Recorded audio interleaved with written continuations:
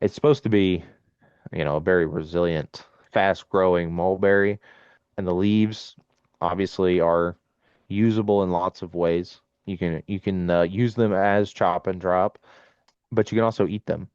Hmm. They're, full of nutrients. The younger leaves, the new ones that are just coming out, they're going to be obviously the best. Interestingly enough, the white mulberry, which I think a lot of the everbearing species, like the dwarf everbearings, are crossed with white mulberries. Their leaves are a primary food source for the silkworms.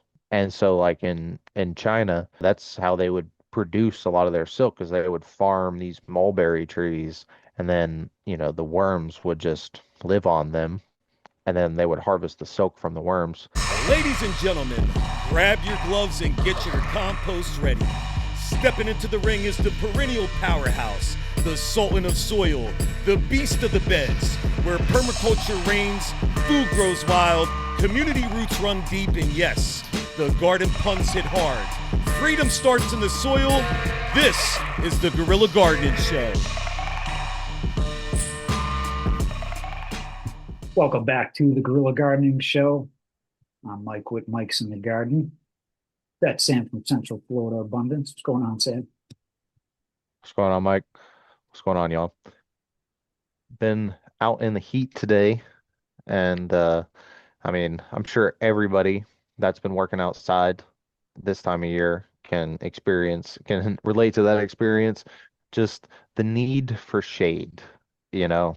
And I think a lot of times we plant trees that are not going to give us fast shade.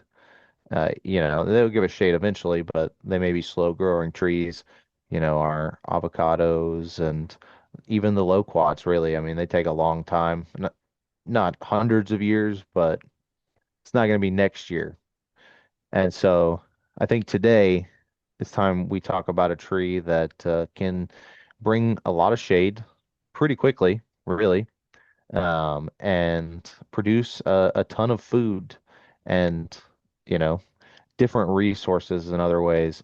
Um, and that is the mulberry. We have touched on it before in our berry or not a berry episode.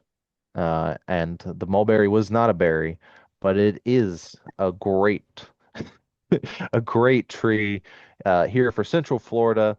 I mean, really, most of the eastern U.S., and then, you know, I think into like Michigan, you can probably grow pretty good mulberries.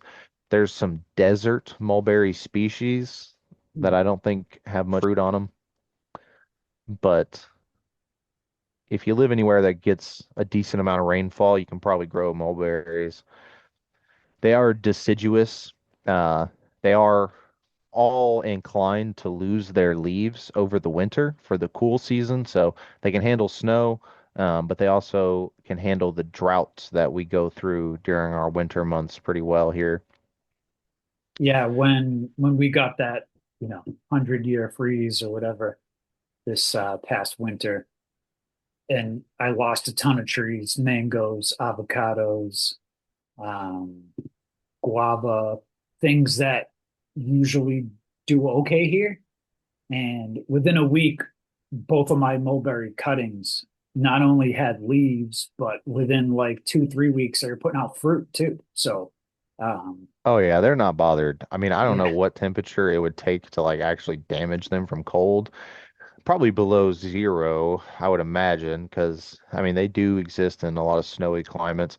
Even in the mountains, in the Himalayas. I think one of the varieties that we grow, I think what was it, the Pakistani mulberry? yeah, Yeah, I think it comes from the Himalayas. So, they're used to the cold.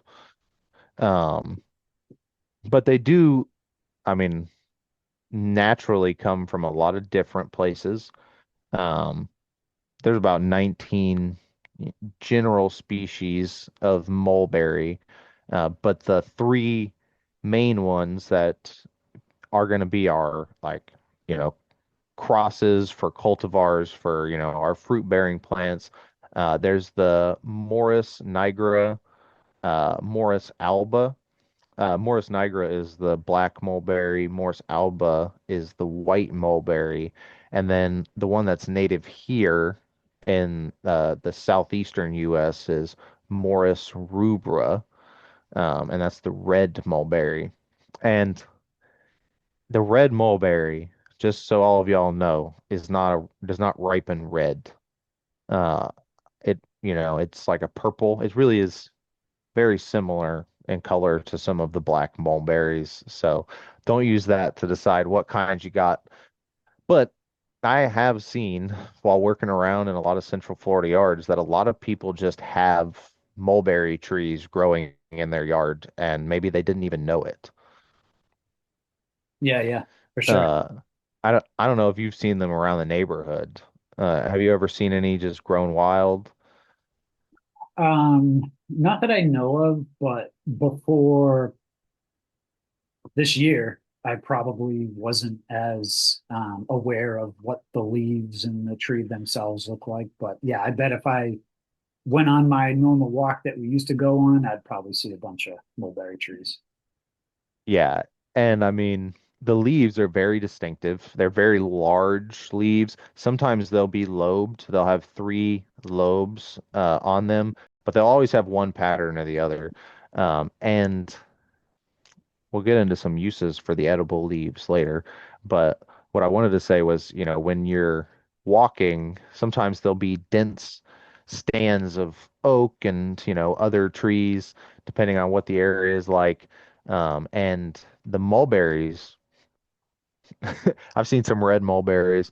I mean, the size of live oaks, 60 feet tall, 60 feet wide, just long, huge in diameter branches just on the ground, still, growing like a live oak, um, and full of berries still, even when it's that size. So imagine this tree, 60 feet tall in this face Yeah.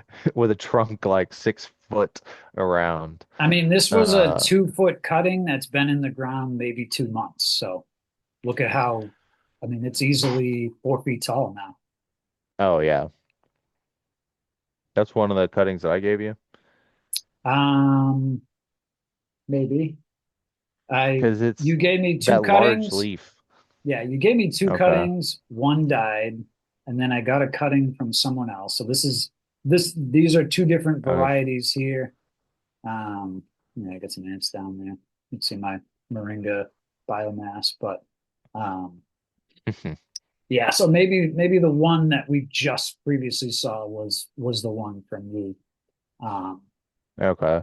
Because I've got one from that same batch of cuttings, and I don't okay, I think it's either Tice or Pakistani. I think it's okay, Tice, okay. uh, with the big leaves. Um, and so it's supposed to be, a very resilient, fast-growing mulberry. And the leaves obviously are usable in lots of ways. You can use them as chop and drop, um, but you can also eat them. Hmm. They're, full of nutrients. The younger leaves, the new ones that are just coming out, they're going to be obviously the best. Um, but interestingly enough, the white mulberry, which I think a lot of the everbearing species, like the dwarf everbearings, are crossed with white mulberries. Their leaves are a primary food source for the silkworms.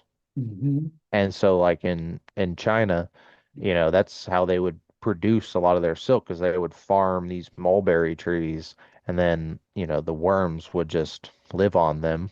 And then they would harvest the silk from the worms. I'm pretty sure there's some issue. The worms just like can't live in the US. Different predators, different types of habitat, and so they tried to introduce them. It was like a whole thing. They were forcing people to plant mulberries in like the 1800s, Yeah. but it just wouldn't stick. Uh, but other crops or other animals. People feed them to their cattle, to their goats. I don't This, think as many you many of us eat them. yeah, no. But yeah, go ahead. This tree here, I've redone this section of the yard and is placed here for the purpose of when it does get 20, 30 feet tall. The sun comes from, rises in the east, which is this side over here. And so the plan is that as it gets really tall, it will provide some shade for all this behind it here. Um, and then I did just recently pick up a mulberry when I was at Ever Oak Farm. So I could ask Mike specifically what variety this is. But now I have three different varieties of mulberries in the yard. And this one's probably been in Maybe. the ground just a few weeks, but yeah, It might maybe. all be the same variety. You don't even know. It could be. I mean, the leaves do look a little different, but Do they? yeah, I don't know if They're that. all pretty. Oh, is this the other one? Because these leaves look a lot smaller. I mean, that's the bottom, but Yeah, yeah. This I think is the one that you gave me. Because these leaves, I mean, that's like the size of the palm of my hand. Um, but man, just getting I this like thing the in the moringa ground. mulch. Oh yeah, just getting this thing in the ground has, you know, I mean, this thing is at least tripled in size just in 2 months. So, Yeah, and I mean they can get to large sizes very quickly as far, on tree scales. Within 5 years, that tree is going to be cast in a lot of shade if you let it. Now, that is the other thing is they respond really well to pruning, all the mulberry species, and so, you can really control their sizes if you're on top of it. But what's also nice, I don't know if you've worked with like any of the mature mulberries before, if you've had any, but mm-mm, if you, after they fruit, you can give them a really hard prune, leave 20-30% of the foliage left, and then they're going to fruit again. So mm. the non-everbearing species, you can get them to fruit at least twice a year, and then the everbearing, you could almost get them to fruit all year. But Now, I do will the say, do the non-everbearing ones fruit twice because of the prune, or they'll naturally fruit yeah, twice? no, they'll normally only fruit once a year. Okay. Sometimes on a weird year, because down here, I'm sure they're slightly season, I don't know, temperature dependent. I don't know what makes them fruit. I guess we should have figured that out before we did this. But anyways, uh, they'll normally only fruit once a year, but the everbearings will do like twice. And they make a ton of fruit. So I assume they have to store a lot of energy, um, to produce that, just like a lot of our trees. Now, I will say with the pruning, you do want to make sure your trees are healthy. If your mulberry tree is near death, don't force it to Hmm. set another crop of fruit. Let it let it grow and do its thing. These were the cuttings you gave me. Um, so I kind of did one in a little greenhouse bag, one not in a greenhouse bag. Um, Did the greenhouse one make it? I think the non-greenhouse one was the one that made it. And I did end up taking the greenhouse bag off within like a week or two because once it started to get leaves, I didn't want disease and stuff to transfer from the bag. But Yeah. yeah, This is see, though the here's other here's thing that like a couple makes weeks later, you can see. oh yeah. Oh, Yeah, sitting in water too. yep, That may yep. have overdone it. But, this is what makes mulberries so great too, is that, you know, you can just propagate them, clone them entirely. You find a good berry off one, and then you just clone it forever. Mm, A lot of our mulberries that we have are cuttings, honestly. I don't know a lot of people who do graft mulberries. I do know one person. If you go to Third Insight Design, you can mm, definitely get some grafted mulberries, which are a lot better, honestly. Rooted cuttings are great for short term, fast cloning, but their root systems are never really going to be as robust. And so when it gets big, the tree's not going to be as strong because it's just not going to have as healthy of roots as it would if it had a real root stock on it, which you can clone a tree and, throw it on a root stock of something else. Hmm. Have you ever tried? I'm sure you haven't. Nobody has to germinate mulberry seeds. Nope. That'd be one I'd be interested to try. I've heard that it's really not too difficult, but Hmm. I don't know, I don't know anybody really growing mulberries from seed other than those guys at Third Insight. I mean, it's so easy to propagate from a cutting. I don't know why you would want to or need to or have to. Genetic diversity, I mean, long-term future planning, healthy rootstocks. But I mean, for the struggle bus that we're on right now, this will get you some fast shade and some fast fruit. You can just shove a stick in the ground, really. Keep it watered. Yeah. I know I know when we did our berry episode, you had that backyard where it seemed like they either didn't know or didn't care they had mulberries there. I don't know if you remember that property. Yeah, They had yeah. a decent amount of trees and foliage back there, but um I wonder where that is now. Uh, so that one is very interesting. Uh, Mostly because, I mean, that mulberry tree it's an everbearing. It's a dwarf everbearing, which is the variety, which I think is a red and a white crossed. Um, but honestly, those fruit just aren't very good. They're tiny and that tree's pretty tall, so they're hard to get. And most of that fruit is just for the birds. That's what I like to plant the dwarf everbearings for, is, to feed the birds and keep them off of the better crops. Like there's a lot of blueberries in that yard that are much tastier than that that mulberry. yeah, this site is growables, grow Florida edibles, and apparently you can buy these, or I mean, at least they have a donate button up there. But at least some general information on the mulberry varieties here in Florida and the zones that they can be grown in. I mean, this is an Illinois everbearing mulberry from zones 5A to 8B, so not quite down into. I mean, that's probably what up in the Panhandle, touching Georgia. Is that 8B? Yeah, yeah, maybe. Okay. And I mean, you can kind of gather that from the name, right? What Yeah, is it? The Illinois? Illinois everbearing. Uh, Yeah. yeah. But Um, yeah, I mean, you can be up in Illinois and be growing yourself some mulberry that's what I'm from. saying. As long as it rains, like these trees just grow. And so, didn't you say you were looking at them on the University of Florida site? Yeah. Are they invasive? That's a good picture of a mulberry tree there. Yeah, that's probably a lot like the dwarf everbearing that was in my client's yard.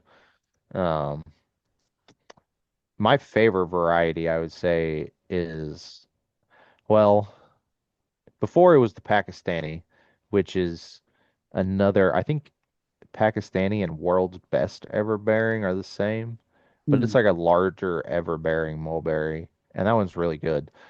Uh, but I recently had a white mulberry that was huge.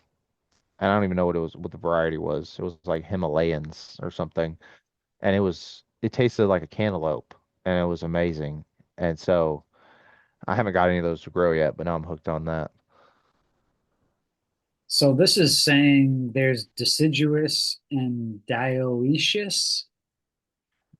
Dioecious, that means, so deciduous means they lose leaves. Dioecious is is referring to the flowers. And Yeah. so it's so confusing. I think that means that some, well, Yeah, I know this how says you mulberries need are. to Like the plant both a male and female if you have the dioecious. And so what species is that though? Is that referring to all of them? I think some of them are monoecious. So this is red mulberry, the Morris rubra. At least it's saying down there. Yeah. Well, above here it says the mulberry plant family, the Moraceae, Moraceae Moraceae, includes which is figs, also figs. jackfruit, and breadfruit. Interesting. Breadfruit. That's I didn't realize that. So yeah, maybe these guys growing them from seed. They maybe we need to get them on here to Is educate that us. from the University of Florida? We should get an extension agent out as a guest one day. Yeah. I don't know if we can let them know what we're promoting around the county. Well, Like we're just helping the landscaping, in our Florida counties. We'll have to just grab like an agent from some northern county or something, yeah, or I mean, Miami. I don't see anything on here that says invasive. I mean, I'm doing a word search and nothing's popping up here, so I'm gonna say we're good there. I mean, obviously they were introduced Yeah, back in the 1800s, but yep. So from what yeah, I'm seeing the same thing. They're none of the species, Alba, Nigris, or Rubra, are invasive in Florida at least. So, I mean, they may be aggressive, but things eat them, you know, and so just plant them. Get the sticks, find a good one somewhere, start sticking them around.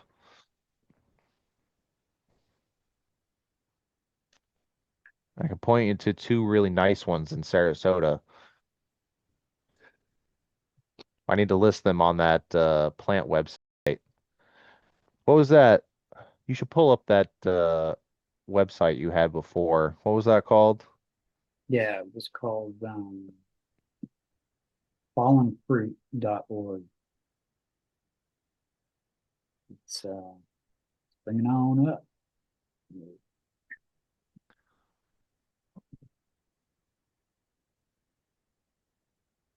This is different.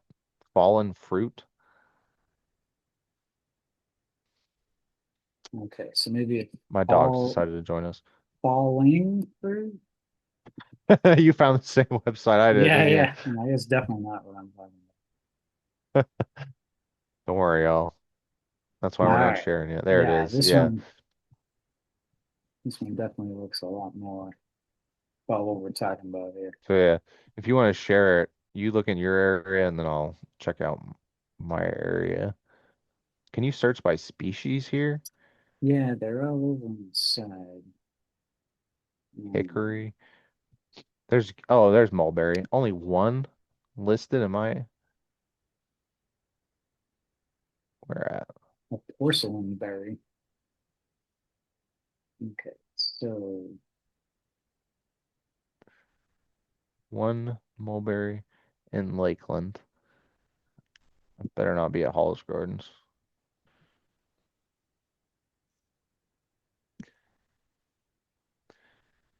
Really, Central Florida is just slacking on its falling fruit cataloging.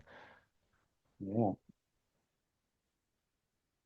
Ton of mulberries in Orlando. So,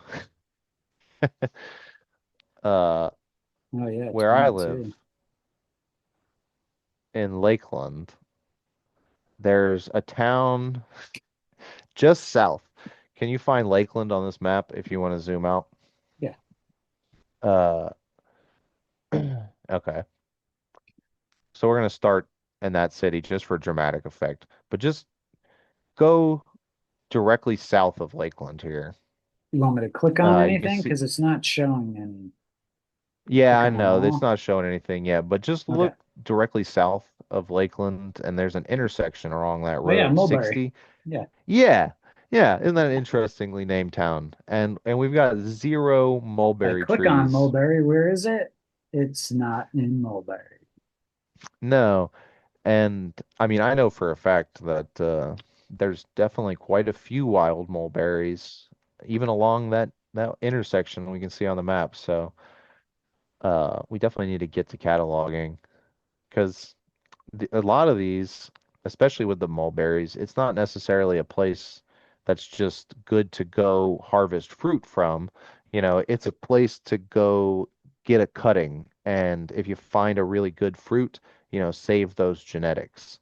Because a lot of these just, random mulberries growing on the side of the road are seedlings. Birds or whatever have eaten the berries and pooped them off the power lines, and they love to grow. You'll find them all over the place. Now, there is another tree, uh, and there's really no good pictures of it, but it's known as the sandpaper mulberry or the sandpaper fig. Okay. The leaves look like mulberry leaves, sort of. Uh, but they're really rough, and the tree makes like dry fruit. The fruit never ripens, but it also propagates by cuttings, and sometimes people will mistake it for a mulberry, and it is not a mulberry. Uh, Definitely, you know, if you're ever suspect on what it is, just wait till it fruits. If it makes a juicy berry, then it is actually a mulberry. If it makes a Hmm. dry, just seed pod that never gets juicy, then it is this. It's the sandpaper mulberry, which is not a mulberry. It's got some other. I think it's the fig. The fruit kind of looks like figs, but the leaves look like mulberries. Yeah.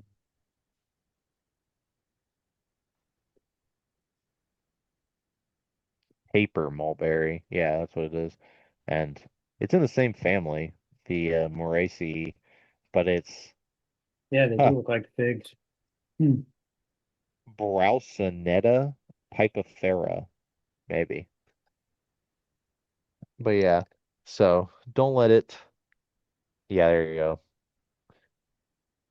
Wow, this one You can they see call those lobed sandpaper leaves. fig, and it's like growing from the It's the same trunk. thing. Weird.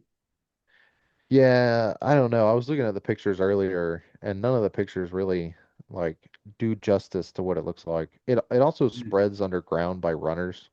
Hmm. Um, it's a problem. I see it popping up all over the place, but So do be this cautious would when be you're considered wild invasive. harvesting. Yes.